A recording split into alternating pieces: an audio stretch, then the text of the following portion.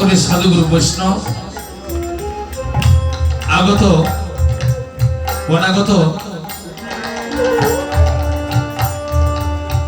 দেশে কিংবা বিদেশে সাকারে কিংবা নিরাকারে যে যে স্থানে যে অবস্থানে থাকুক না কেন, আমি সকল অবতার সহ সকল সাধুগুরু বৈষ্ণবের শ্রীপাদে চলে জানাচ্ছি কোটি কোটি প্রণাম।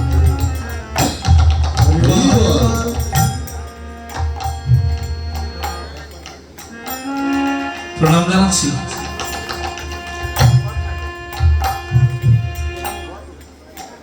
আজ ভাগ্যবান ভক্ত শ্রীযুক্ত নিত্যরঞ্জন দাস তার মাতা পিতার আশীর্বাদে ভগবানের অশেষ কৃপায় স্ত্রী পুত্র কন্যা সবাইকে নিয়ে বিশ্বের মঙ্গলের জন্যই হরিনাম মহাযজ্ঞের আয়োজন করেছে।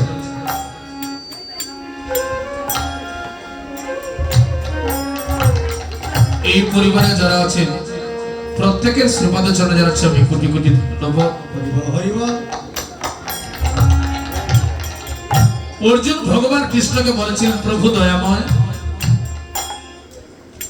আমি জানতে চাই তুমি কোন ভক্তকে বেশি ভালোবাসো।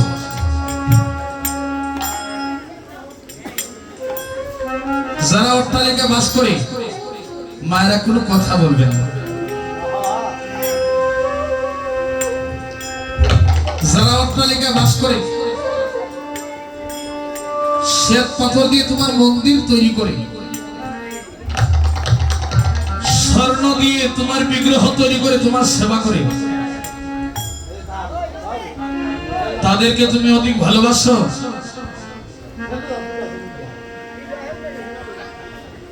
না তোমার নাম গুণগান করে যারা ভিক্ষে করে ঘুরে বেড়ায়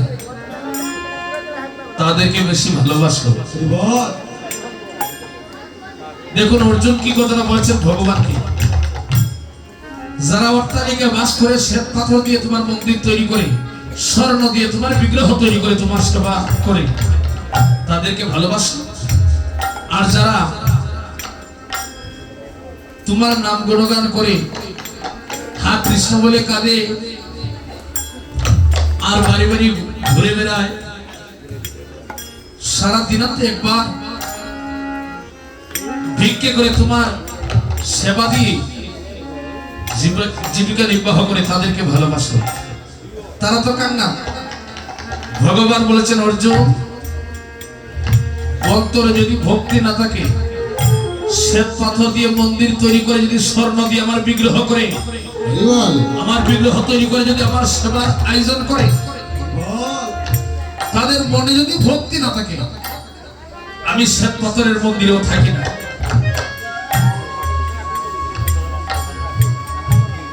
একটি গান আছে, মন্দিরে দেবতা নাই অন্তরে খুঁজো তারি।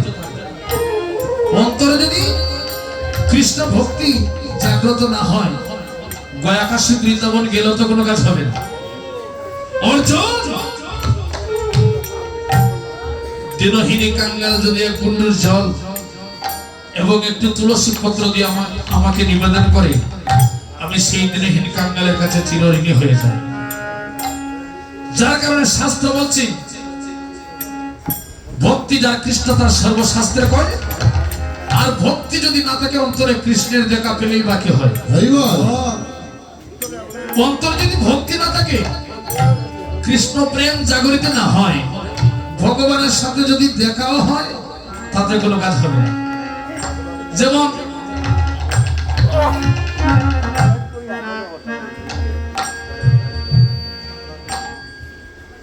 দুই ধরনের ভক্ত আছে, মাধুর্যবান ভক্ত আর ঐশ্বর্যবান ভক্ত। মাধুর্যবান ভক্ত কারা? বৃন্দাবনের গোপী যারা। তাদের লক্ষণ কি? যারা মাধুর্যবান ভক্ত তারা হা কৃষ্ণ বলে কাঁদে, তারা কৃষ্ণ বলে ধুলায় গড়াগড়ি পেয়ে যায়। আর যারা ঐশ্বর্যবান ভক্ত তারা কি করে? উচ্চ আসনে বসে চরণ ঝুলায়। মাধুর্যবান ভক্ত আর এই ঐশ্বর্যবান ভক্ত দেখুন ভগবান, আমরা শ্রীমদ ভাগবত গীতা ৪র্থ অধ্যায় ৮ম নম্বর শ্লোকে প্রমাণ পেয়েছি। ভগবান অর্জুনকে লক্ষ্য করে বলেছিলেন যে অর্জুন, যদা যদা হি ধর্মস্য গ্লানি ভবতি ভারত আর অভ্যুত্থানম ধর্মস্য তদাত্মনাং সৃজম্যহম পরিত্রাণাং সাধনাং বিনাশায় চ দুষ্কৃতাম ধর্ম সংস্থাপনার্থে সম্ভবামি যুগে যুগে। ভগবান কি বলেছেন? অর্জুন, আমি যুগে যুগে ধরাধামে এসে সাধুদেরকে রক্ষা করি আর আমি দুষ্টদেরকে নিধন করি। এই যে ভগবান যুগে যুগে ধরাধামে নররূপে আসেন, কোন কারণে? দেখুন, সত্যযুগে সর্বপ্রথম যে সত্যযুগে হিরণ্যকশিপু ভগবানের হাতে তাদের মৃত্যু হয়েছিল। তারা কে ছিল গো? বৈকুণ্ঠের দ্বারী জয় বিজয়। কেন ভগবানের হাতে তাদের মৃত্যু হয়েছিল? এটাই হচ্ছে ভগবান কৃপা। হিরণ্যকশিপু ছিল জয় বিজয়। একদিন দুপুরবেলা মা লক্ষ্মী যখন স্বামীর চরণ সেবায় রত, তারা তো দাঁড়িয়ে হয়ে রইলেন। ব্রহ্মার 4 জন মানুষ পুত্র, তাদের কি নাম? সনক, সনাতন, সানন্দন। এই 4 জন মানুষ পুত্র গিয়েছেন বৈকুণ্ঠে শ্রীহরিকে দর্শন করার জন্য। জয় বিজয় তাদেরকে ভিতরে প্রবেশ করতে দিলেন না। ওই ব্যতীত অন্তরে জয় বিজয়কে অভিসম্পাদ করেছিলেন। জয় বিজয়, আমাদের মনে কত আশা, ভিতরে প্রবেশ করব, প্রভুর চরণ দর্শন করব, ভিতরে প্রবেশ করতে দিলে না। মনে যে আঘাত পেয়েছি জেনে রাখো, অভিসম্পাদ করলাম, পরজন্মে তোমরা দুজনের জন্ম হবে দৈত্যকুলে। যে মাত্র জয় বিজয়কে অভিসম্পাদ করেছিলেন, সিংহাসন টরে গেছে। শ্রীহরি চলে আসলেন, দ্বারে এসে দেখলেন ব্রহ্মার 4 জন মানুষ পুত্র জয় বিজয়কে অভিসম্পাদ করলেন। ভগবান শ্রীহরি বললেন, অভিসম্পাদ কি কখনো ফিরানো যাবে না? বলছেন না, অভিসম্পাদ করেছি, তাদের জন্ম হবে দৈত্যকুলে। ভগবান শ্রীহরি বলেছিলেন, তাদের জন্মটা যদি দৈত্যকুলে হয় তাহলে তাদের উদ্ধারের উপায়টা কি? তখন ব্রহ্মার 4 জন মানুষ পুত্র বলেছিলেন ভগবান শ্রীহরিকে, প্রভু, তাদেরকে উদ্ধার করতে হলে তোমাকেই ধরাধামে নররূপে যেতে হবে। তারা দৈত্যকুলে জন্ম নেবে আর তাদেরকে উদ্ধার করতে হলে তোমাকে ধরাধামে যেতে হবে। যুগে যুগে শুধু তোমার হাতে তাদের মুক্তির উপায় হবে। সত্যযুগে অষ্টকে হিরণ্যকশিপু ভগবানের হাতে তাদের মৃত্যু হয়েছিল। অষ্টত্রেতা যুগ রামলীলায় রাবণ কুম্ভকর্ণ, ভগবানের হাতে তাদের মৃত্যু হয়েছিল। অষ্টদাপর যুগ কে? দন্তবক্র শিশুপাল, ভগবানের কৃষ্ণের হাতে তাদের মৃত্যু হয়েছিল। কলিযুগ মৃত্যু নয়, কে তারা? কলিযুগে হচ্ছে জগাই আর মাধাই। ভগবান শ্রীমন মহাপ্রভু কিভাবে উদ্ধার করেছেন জগাই মাধাইকে? নামের দাহিকা শক্তিতে, নামের গুণে মহাপাপী জগাই মাধাই তারা উদ্ধার হয়েছে। তাই শুধু সজ্জন মন্ডলী, আমি আর সময় দীর্ঘায়িত করবো না। অত্যন্ত ভালো যুগে আমরা জন্ম নিয়েছি, কেননা কলির ভজন অতি সোজা, আর হরি নামে হয়ে যায় হরির পূজা। ফুল লাগে না পূজা পূজা, ফুলের কোনো প্রয়োজন নেই। ভগবান শ্রীমদ মহাপ্রভু বললেন, একজন শত জন্মের মহাপাপী যদি আমার হরিবাসরে এসে ভক্তি সহকারে কীর্তন শ্রবণ করে, সেই উদ্ধার হইতে পারবে। তাই শুধু সজ্জন মন্ডলী, আমাকে দায়িত্ব দিয়েছেন অভিসার পরিবেশনা করার। আবার মোবাইলের মাধ্যমে আমাকে ওই যে সুজাপুর গ্রামের ভক্ত মন্ডলীগণ, তারা আমাকে বলেছেন যে আমাদের কীর্তনের নিমন্ত্রণটা একটু পৌঁছাই দিও। আগামীকাল কীর্তন হবে সুজাপুর গ্রামে, আপনাদের নবীগঞ্জ সুজাপুরে কালাচাঁদের আশ্রমে।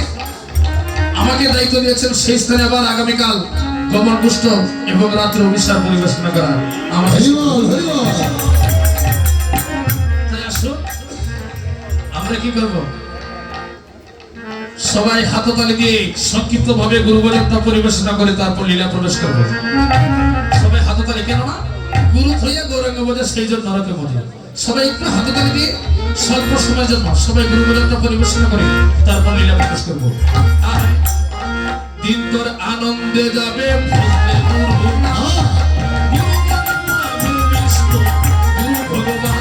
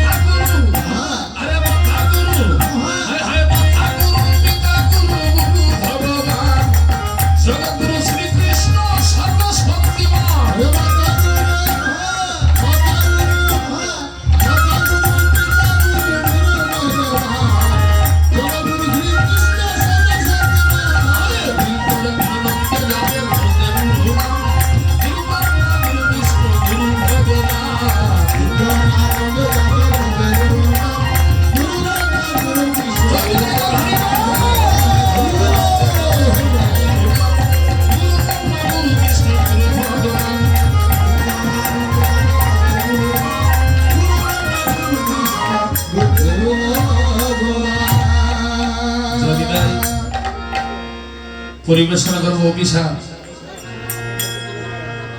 প্রত্যেকের জীবনে একদিন বাঁশি বাজবে।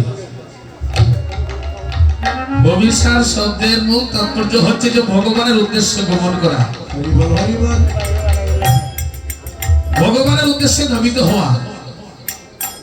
আপনাদের চরণে আমার কোটি কোটি ধন্যবাদ। এই অর্ধ নিশীথে সুখের নিদ্রা পরিহার করে এই যে ভগবানের উদ্দেশ্যে আপনারা এসেছেন, এটাই হচ্ছে ভগবত প্রেম। যারা ভগবানকে ভালোবাসেন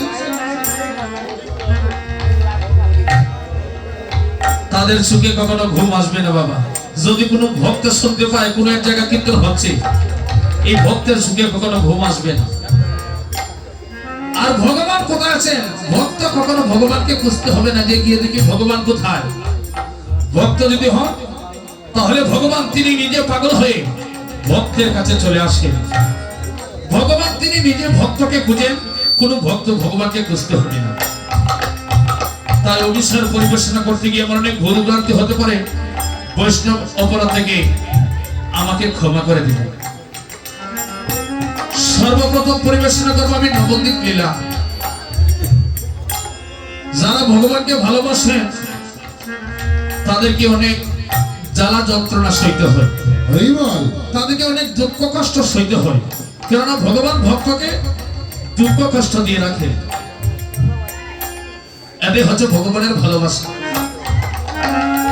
দেখুন শাস্ত্র বলছে যে ভজনা করে জগৎপতি তার কপালে থাকে অত্যন্ত দুঃখ দুর্গতি। যে করে কালার চরণের আশা জেনে নেবেন ভক্তগণ তার কপালে থাকে অত্যন্ত দুঃখ দুর্দশা। এখানে অভিসারী প্রমাণ পাওয়া যাবে। আমি সর্বপ্রথম পরিবেশনা করবো রূপ অনুরাগ, যে ভগবানের প্রেমের যে কত জ্বালা। ভক্তভক্ত পূর্ণধারী গৌর হরি সুরধনির তীরে চলে গেলেন। সুরধনি কি নবদ্বীপের যে নদী, এই নদীর নামটা পড়ে গেল যে সুরধনি। সুরধনি কেন বলা হয়? প্রতি প্রহরে প্রহরে এই নদীর তীরে গিয়ে যখন আমার মহাপ্রভু হরিধ্বনি করে, তাই হরি নামের সুর এবং হরি নামের ধ্বনি, সুর এবং ধ্বনিকে সংযুক্ত করে সেই নদীর নামটাই পড়ে গেল সুরধ্বনি। তাই গৌর ভাবিনী নয়, ভক্ত বাচ্চা পূর্ণধারী ভগবান গৌর হরি কি বলেন? সুরধনির তীরে যে ক্ষণে হাসেন, ক্ষণে কাঁদেন, আবার ক্ষণে ধুলায় গড়াগড়ি হয়ে যান। দেখুন কি করেন তিনি, তিনি তো ভগবান। ক্ষণে হাসেন, আবার ক্ষণে কাঁদেন, ক্ষণে ধুলায় গড়াগড়ি পেয়ে যান, আবার ক্ষণে দাঁড়িয়ে দু বাহু তুলে নেচে নেচে হরি বল হরি বল হরি বল। বৈষ্ণব কবি পদে ভাবতে বলছেন গৌরাঙ্গ চাঁদেরি ভাব,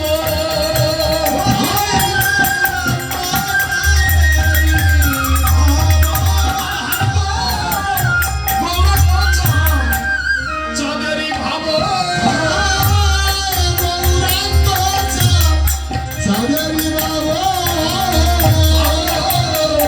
কহনা যায়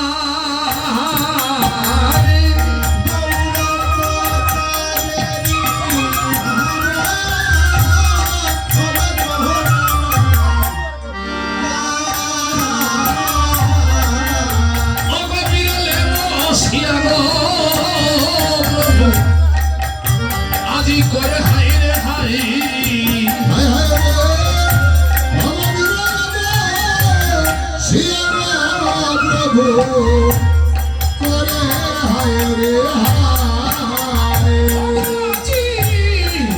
আজি বিরলে বসিয়া গো প্রভু, করে হাই রে হাই।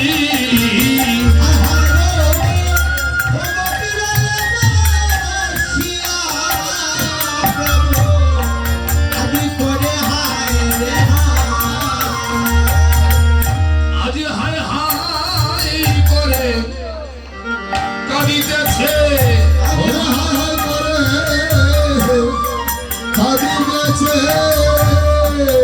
হায় গো আজি নদীর ছাদে হায় হায় করে কাঁদিতেছে। নদীর ছাদে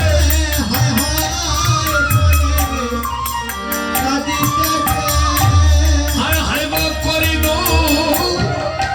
তরুণ প্রেম, ওগো আপনার আপনি হায়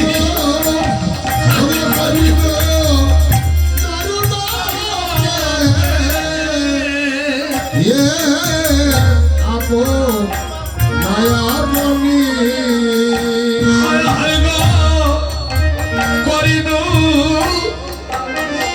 তরুণ প্রেম, ওগো আপনার আপনি হায় গো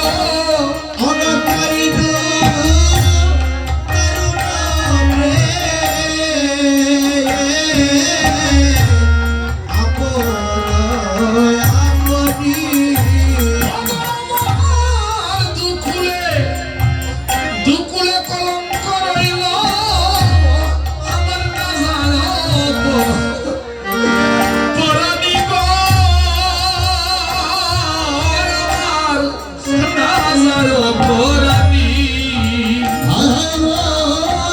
আমার দুকুলে কলঙ্ক রইল আমার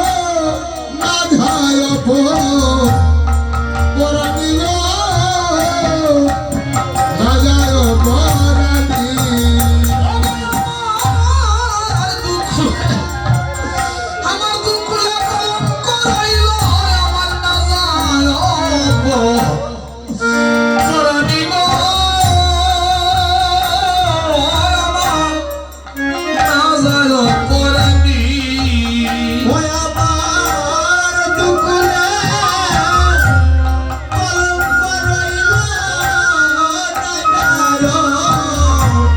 পরানি গো, আমার নাজার পরানি। ওগো আমার গৌরাঙ্গ চাঁদে কেন বা কাঁদে, আমার গৌরাঙ্গ কেন আমার গৌরাঙ্গ চাঁদে গো কেন বা কাঁদে।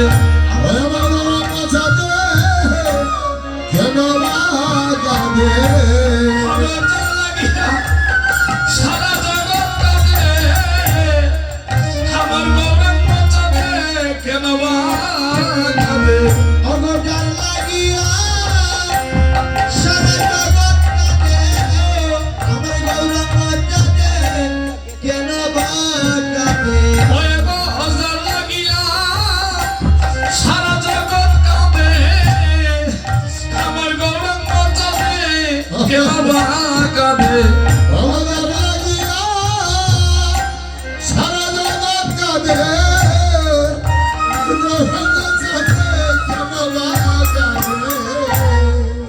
গুরুজন, প্রত্যেকটা পথ আমাদের জীবনের মন্ত্র স্বরূপ।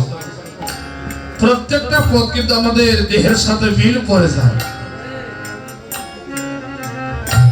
এমন সময় নবদ্বীপের গৌর ভাবিনী বেলি অবসান সময়ে সুরধনির ঘাটে চলে গেলেন জলান্তে। আর গৌর দর্শন করে, তার তো গৌর নগদ প্রাণ, সুরধনির জলে কলসি ছেড়ে দিয়ে শূন্য হস্তে কেঁদে কেঁদে ঘরে ফিরে এলেন।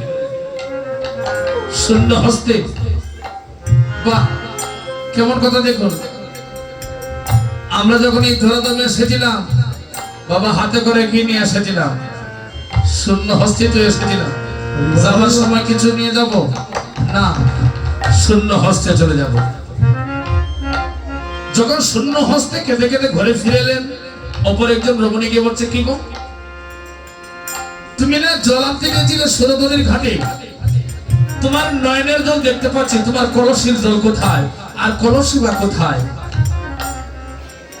গৌর ভাবিনী কেঁদে কেঁদে বলছে, তুমি শুনো গো মরম বিষয়, আমার মনের কথা তোমারে কই।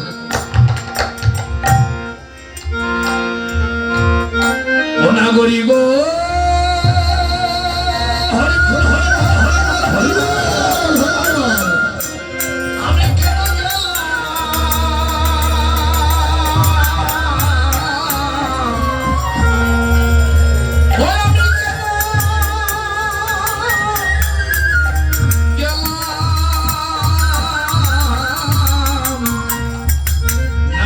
কেন গেলাম সুরধনির ঘাটে গো, অনাগরি গো, ওই আমি কেন গেলাম? আমি কেন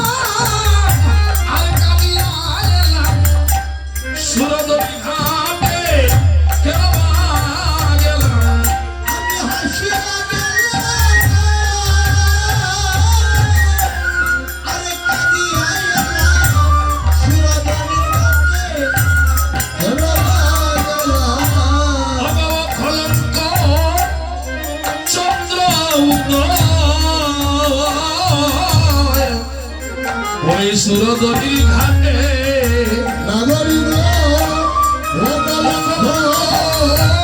চন্দ্র সুর ধনির ঘাটে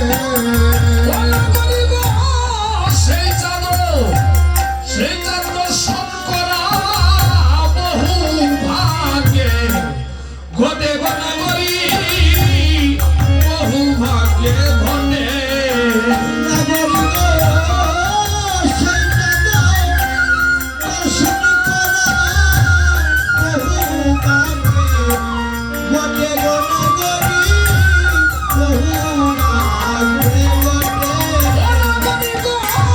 সেই চাঁদ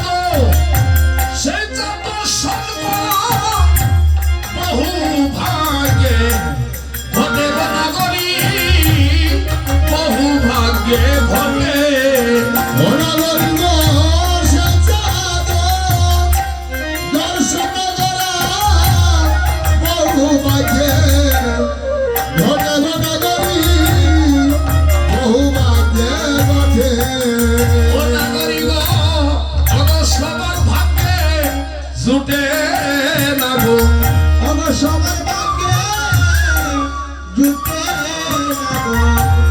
সেই চাঁদ দর্শনে করা সবার ভাগ্যে জুটে না গো